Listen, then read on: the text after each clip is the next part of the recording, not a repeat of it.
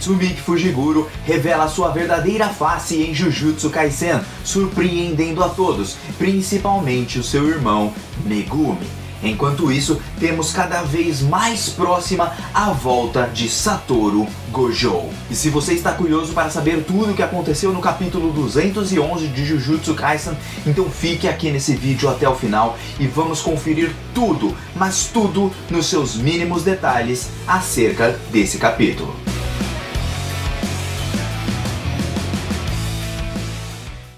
E aí galera do canal do Mano Jogo, como vocês estão? Espero que todos estejam muito bem. E hoje, meus queridos, que capítulo 211 de Jujutsu Kaisen. Eu confesso pra vocês que foi um dos maiores plot twists que eu já vi nessa obra. Simplesmente insano. Gege Akutami voltou com tudo no ano de 2023, pronto pra arrebentar, principalmente com o nosso coração. E aqui, claro, eu vou trazer duas teorias sobre quem é de verdade a Tsumiki Fujiguro, a irmã do Megumi. E além disso, eu vou teorizar junto com vocês a volta do Gojo e como ele vai se encontrar com o Kenjaku ainda nessa saga. Então, se você quer saber de tudo isso, então bora lá, confere aqui junto com o Manjo, beleza? Muito obrigado a todo mundo que tá deixando aquele like, que está apoiando aqui o canal, muito obrigado pra todo mundo que tá se inscrevendo e comentando. Comenta o que vocês acharam desse capítulo, porque pra mim, velho, foi um bagulho de louco. Então, vamos lá direto para o capítulo. Seguinte, galera, o nome do capítulo se chama Amadurecimento, Ripen. E o que acontece com esse amadurecimento? Esse amadurecimento é como se estivesse nascendo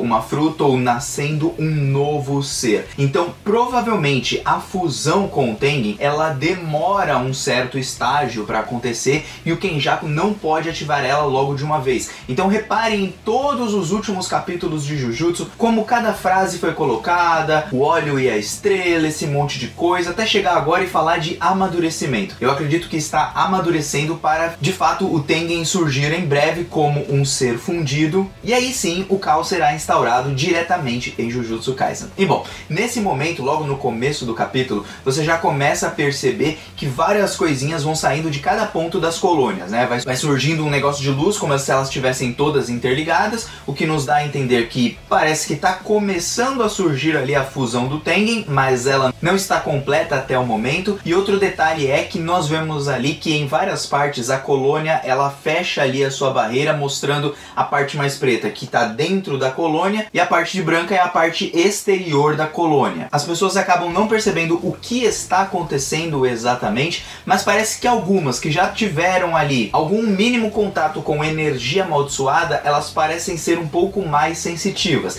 Detalhe é que aparece um rapaz que parece bastante com o Higuruma, mas esse cara é o mesmo garçom lá do capítulo número 12, vocês se lembram quando o Kenjaku tá conversando com o Jogo, o Mahito, todo mundo lá no restaurante, depois queima tudo lá? Esse é o mesmo garçom e ele teve contato com energia amaldiçoada, pelo menos sentindo ali a vibe assim do momento. Então acredito que graças a isso, algumas pessoas conseguem sentir que alguma coisa tá mudando, seja o tempo, seja o vento, alguma coisa assim. Só que até então o Tengen não surgiu e nós estamos no dia 16 ao meio-dia, onde temos o encontro da Maki com o Itadori e o restante. Bom, de toda forma, segundo a Maki, a preparação está totalmente completa. Ela explica pro Itadori o que aconteceu com o Chozo, que a Yuki foi derrotada, que o Chozo acabou ficando vivo, mas ele ainda tá com um cubo onde eles podem abrir e tirar o Gojo de lá de dentro. Só que a Maki, de alguma forma, ela parece bem despreocupada, como se ela conseguisse bater de frente até mesmo com outras maldições, ou então ela não tá nem aí pro que vai acontecer. Realmente temos essas duas possibilidades. E depois dela avisar que tá tudo destruído na escola Jujutsu, acabou com tudo lá, o Chozo tá chorando pra caramba porque ele não conseguiu fazer nada, o Kenjaku ainda tá vivo, a Maki começa a perceber que não basta ser só um feiticeiro de grau especial para bater de frente com o Kenjaku. Até porque a Yuki estava com o Tengen, estava com o Chozo, e mesmo assim, mesmo ela sendo uma grau especial, assim como o Yuta, porque aqui eles falam sobre grau especial e não nível de poder, é apenas o rank. Os dois têm o status de grau especial. Ela não tá querendo dizer que a Yuki tem a mesma força do Yuta, tá bom? E aí ela diz que mesmo eles tendo esse tipo de poder, eles não foram páreos para o Kenjaku, ou seja, eles não conseguem derrotar o Kenjaku com meios convencionais. O que isso nos dá a entender é, o Kenjaku é forte? Sim, mas o que mais é forte no Kenjaku é a sua inteligência e a sua estratégia. Ele sempre tem um plano B, é um cara super astuto. Então a inteligência ela conta muito mais em Jujutsu do que a própria força. Não, eu não estou querendo dizer que a força é desnecessária. O que eu estou querendo dizer é que a força unida com a inteligência faça com que o feiticeiro ele seja cada vez mais forte, ainda mais quando ele é manipulador como o próprio Kenjaku. Ele consegue manipular as pessoas ao redor e consegue até mesmo manipular as próprias maldições, mostrando que onde ele mais se destaca é na cabeça. Tanto que ele conseguiu vencer, entre aspas, não no X1 o Gojo, mas conseguiu pará-lo por um breve momento, fazendo com que ele ficasse preso dentro do cubo mágico. Então o que eu quero dizer aqui é, com inteligência eles conseguem vencer o Kenjaku. Por que a Yuki então perdeu? Bom, é um fato simples, Kenjaku já viveu 1000 anos, ele tem 1000 anos de experiência, ele já passou por diversas situações e se preparou para essas diversas situações. Já a Yuki é uma pessoa lá dos seus 30 anos, mais ou menos, no máximo. Então o que acontece? Ela não tem todo esse tipo de experiência, mesmo que ela seja super inteligente. Por isso que ela acaba sendo derrotada pelo Kenjaku. Experiência, sabedoria, tudo isso conta numa batalha Jujutsu. E realmente os únicos pontos fora da curva para essas pessoas assim que batalham é o Sukuna e o Gojo, que são seres super apelões, praticamente divindades. Eles são os únicos que saem fora da curva, mas tirando isso, até mesmo o próprio Kenjaku pode ser derrotado de alguma forma. Eu acredito que se tivesse a Maki ali junto com a Yuki, pode ser que eles conseguiriam derrotar o Kenjaku. Pode ser, aqui eu só tô abrindo uma possibilidade. Bom, Megumi e Itadori percebem que a Maki mudou pra caramba, parece que eles ainda não entenderam tudo o que aconteceu com ela, eles na verdade nem sabem que ela fuzilou o clã Zenin inteiro, então eu quero saber quando eles descobrirem sobre isso, como que eles vão reagir. Porém, o Itadori fala assim, poxa, mas não começou a fusão por quê? E aí o Anjo teoriza que a fusão não começou porque os feiticeiros dentro da colônia negaram essa fusão através da energia amaldiçoada e por isso ele não consegue fazer isso. Só que fora do Japão, o evento já está acontecendo. Mas não, nada disso está acontecendo, tanto fora quanto dentro está normal segundo a própria Maki. O Japão continua como se nada tivesse, entre aspas, acontecido. O Megumi não sabe se o Kenjaku poderia iniciar essa fusão agora ou se ele está esperando um tempo, mas a minha teoria aqui é que ele está amadurecendo o processo de fusão com o Tengen. Não deve ser algo que acontece, pum, assim de uma hora para outra. Por isso que o nome do capítulo se chama Amadurecimento. Pelo menos é isso que eu creio. Não que eles possam fazer algo agora se encontrando com o Kenjaku e o Tengen. Entendam o que eu quero dizer. O processo do Tengen é como se ele fosse uma borboleta, tá entrando ali no casulo, vai demorar um tempo para sair, mas uma vez iniciada, eles não tem como mais quebrar ali aquele casulo e fazer com que ele não nasça na sua forma perfeita. Bom, de toda forma, como eles não têm o que fazer sobre isso, o Itadori começa a analisar sobre quais regras eles deveriam adicionar. E é então nesse momento que aí a gente é listado sobre os 4 pontos que eles precisavam para salvar todo mundo desse jogo do abate. Então é o seguinte, a primeira regra é a transferência de pontos, isso daí já foi feito. A segunda regra que eles gostariam de colocar é a entrada e saída das colônias. A terceira é manter algum tipo de comunicação externa para que eles possam se comunicar através de celulares e sinais elétricos ou infravermelhos. E a quarta regra, por último, é aquela de você sair do jogo do abate. E bom, aí eles vão falar lá com o Kogani para adicionar essas regras, e é então que a Maki fala sobre sair e entrar das colônias. A gente vê que a Hana, ela também consegue fazer essa comunicação com elas. Por quê? Porque ela consegue cancelar, extinguir uma técnica de barreira, o que significa que ela quebra ali a fundação da própria barreira, mesmo sem saber a sua localização de início. Porque cada barreira tem um ponto de início de onde ela surge, pum, abre, entendeu? Se ela souber onde está essa fundação, ela pode quebrar naturalmente, mas se ela não souber, apenas ela pode transitar entre as colônias por dentro e por fora. E como ela não sabe onde está essa fundação, ela não pode trazer ou tirar uma pessoa da colônia e colocar a pessoa de volta na colônia com o seu poder, entendem? Só que aí a Maki, ela fala assim, poxa, mas não tem nada nas regras que proíbe a gente de sair das colônias. Então eles começam a perceber que a barreira feita nas colônias é quem impede eles, na verdade, de sair ou entrar, como se fosse uma expansão de domínio onde você não consegue sair ou entrar, por exemplo. Claro, quando é feita essa barreira. Então, nas regras não tem nada de proibição, por exemplo, dos sinais de celular funcionar, esse tipo de coisa. Na verdade, não é uma regra do jogo do abate, mas sim uma regra da barreira que foi criada. Por isso, mesmo que eles queiram sair e entrar das colônias, pode ser que esse seja um pedido gasto à toa. São 100 pontos gastos à toa, porque assim como o teleporte aleatório ele não está nas regras, e digamos que ele é meio que um bug, bug, da mesma forma eles não conseguem sair das barreiras porque tem uma barreira ali fechando. E mesmo que você peça para quebrar essas regras, bom, não existe essa regra, então logicamente eles não conseguiriam sair graças às regras da barreira e não do jogo do abate. Bom, de toda forma, com o Yui e a Maki eles conseguem ainda manter essa transição entre as colônias e tudo, além do que ainda tem a Anjo que também ali pode se locomover por fora das barreiras para manter uma comunicação externa com quem está dentro da própria barreira. Bom, então que eles resolvem tentar adicionar a quarta regra, que é fazer com que as pessoas saiam do jogo do abate. Porém, quando o Megumi vai falar isso pro Kogane, o Kogane fala, ó, você não pode fazer isso porque isso inflige direto na regra número 7. Regra número 7 é essa, que é assim, gente, se você tentar adicionar alguma regra que quebre o jogo do abate, que faça com que ele não dure mais, porque as pessoas vão sair todas do jogo do abate e tudo mais, então você está afetando logicamente a duração do jogo. Se você está afetando a duração do jogo, tá quebrado, você não pode colocar isso daí. E aí o Megumi tenta mais uma vez, só que dessa vez pedindo para as pessoas trocarem de lugar, ou seja, serem substituídas, só que sem custo adicional nenhum de pontos nem nada. Ou seja, eu quero, sei lá, eu quero trocar com o Itid que tá lá fora da barreira. Beleza, nós troca a todo momento, se ele quiser trocar depois quando ele estiver aqui dentro pra mim também. E isso vai também afetar nas regras do jogo, também não é permitida. E aí então o Kogane fala assim, ó, se você convidar alguém e gastar 100 pontos a cada convite que você faz pra outra pessoa entrar no seu lugar, então aí pode sim. Bom, dessa forma o Megumi não vê saída a não ser topar essa ideia. E por que essa ideia funciona dessa forma, gente? Porque o Kenjaku quer que as pessoas morram. Para você adquirir os 100 pontos, você teria que matar as pessoas.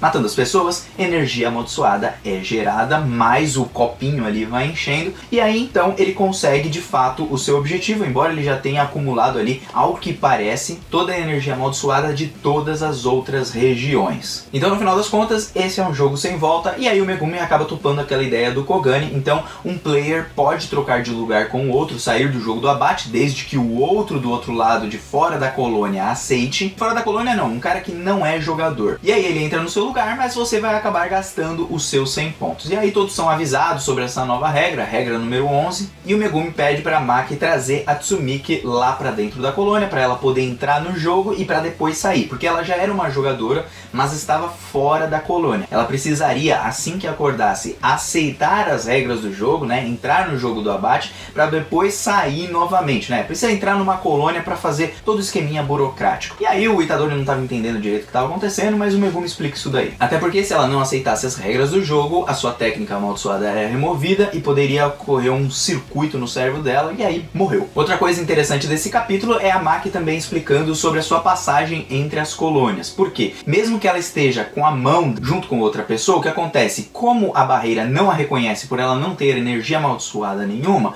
quando ela automaticamente entra em uma colônia, a outra pessoa não vai entrar juntamente com ela de mão dadinha e tudo mais. Então não vai adiantar muita coisa. E é então que nesse mesmo dia, agora às 3 horas, nós estávamos ao meio-dia quando eles estavam discutindo isso, agora às 3 horas, a Tsumiki finalmente aparece junto com o Itid e com a Maki. E aí quem vai trocar com a Tsumiki pra poder entrar no jogo do abate é o Itid. E ele sempre quis ser um feiticeiro e tudo, só que quem acaba salvando a vida dele e impedindo que ele seja um feiticeiro é o próprio Gojo, dizendo que ele é um merda como feiticeiro, que nem adianta, desista disso e vai trabalhar aí de assistente, que é melhor pra você. É bem legal, né? De uma certa forma ele acabou salvando o Itid de uma forma meio babaca, mas a Tsumiki até esse momento parece bem de boa. E é então que ela entra ali na colônia onde estão o Itadori, a Anjo e o próprio Megumi. O Itadori até mesmo faz a boa pra Anjo, né? Querendo dizer assim, ó, ela ajudou aqui, se você caísse assim, igual o teleporte que a gente fez e tudo mais, ela poderia te proteger. E o Itadori faz a boa, digamos assim, pra Anjo,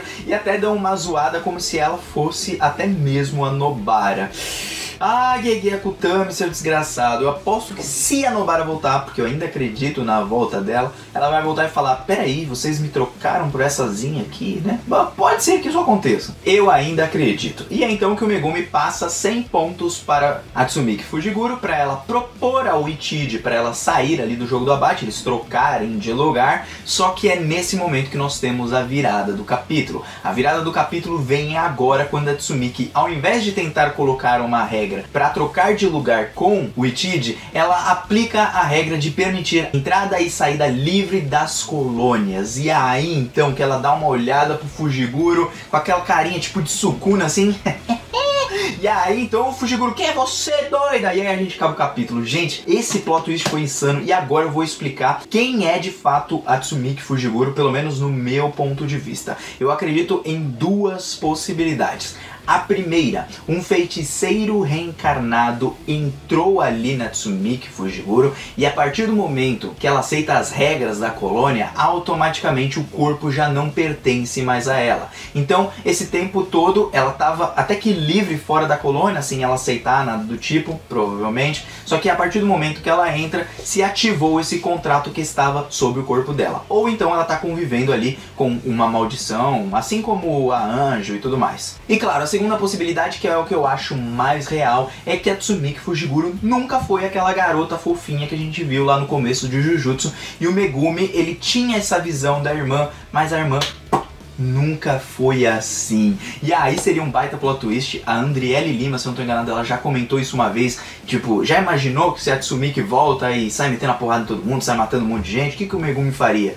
Então, gente, essa possibilidade pra mim se mostra cada vez mais real. Pode ser outra pessoa, pode ser outra maldição que tomou o corpo dela, ela já tá morta há muito tempo, mas pode ser também que ela na verdade sempre foi assim. E o que ela quer dizer também com o objetivo de deixar essa entrada livre e saída livre entre as colônias? Bom, isso provavelmente se deve para que a fusão do Tengen ela aconteça tanto fora das colônias quanto dentro das colônias. Provavelmente o Tengen com o jogo do abate só conseguiria pegar os corpos dentro das colônias, mas com essa possibilidade de barreira, que era o seu poder nesses milhares de anos, ele consiga quebrar, e aí como ele pode agora se locomover através das barreiras e tudo, ele pode pegar finalmente o Japão completo, formando aquele amadurecimento e depois surgindo com aquele monstrão.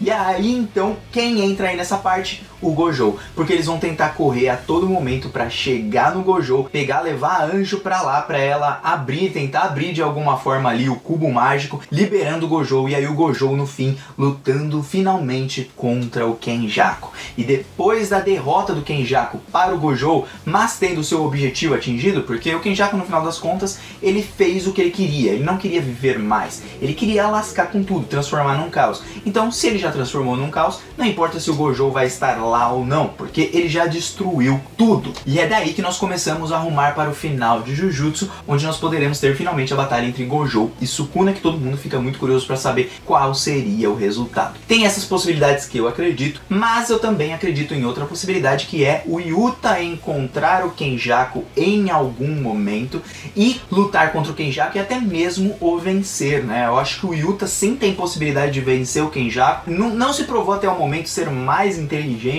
que ele, então a gente pode meio que, entre aspas, equiparar o poder dos dois, porque eles são muito poderosos. A gente só não tem um limite se um é mais poderoso do que o outro, mas como o Yuta pode copiar algumas outras técnicas graças a Rika, a gente tem grandes possibilidades de dar bom pro Yuta. Além do mais, ele pode ter duas pessoas orientando ele e ajudando ele, como o próprio Ryu Ishigori, e temos também a Uro Takako. São personagens que podem aparecer depois para ajudar, graças ao Yuta ter salvo a vida deles. Temos também o Hakari, né? Temos também o Hajime. O Hajime não sei se ele faria alguma coisa agora, mas são possibilidades, tá, pessoal? Eu não sei se o Yuta consegue, ele tem a mesma força da Yuki ou mais, mas com a técnica dele é possível uma vitória contra o Kenjaku. O Kenjaku tem vários poderes de várias pessoas, gravidade, maldições, né, fazer as maldições sair igual Pokémon, e o Yuta tem a habilidade de copiar. Se ele tem a habilidade de copiar, gente, bom, a gente equipara os dois assim, não só em questão de poder, energia amaldiçoada, mas também como seus poderes combinam para uma luta insana. Então há essas possibilidades, há a possibilidade do Gojo sim voltar. Eu acredito que ele tá perto, mas muito perto de voltar, e aí ele vai explicar algumas coisas pro Megumi, porque provavelmente pode ser que isso role, né? De toda forma, eu quero saber o comentário de vocês, o que acharam desse capítulo e o que acharam da teoria que eu trouxe aqui. Ela é bem simples, bem até que rasa, por assim dizer, mas eu gostaria de saber a opinião de vocês, beleza? Mano, eu tô vazando, até uma próxima, um beijo no coração, fui, valeu!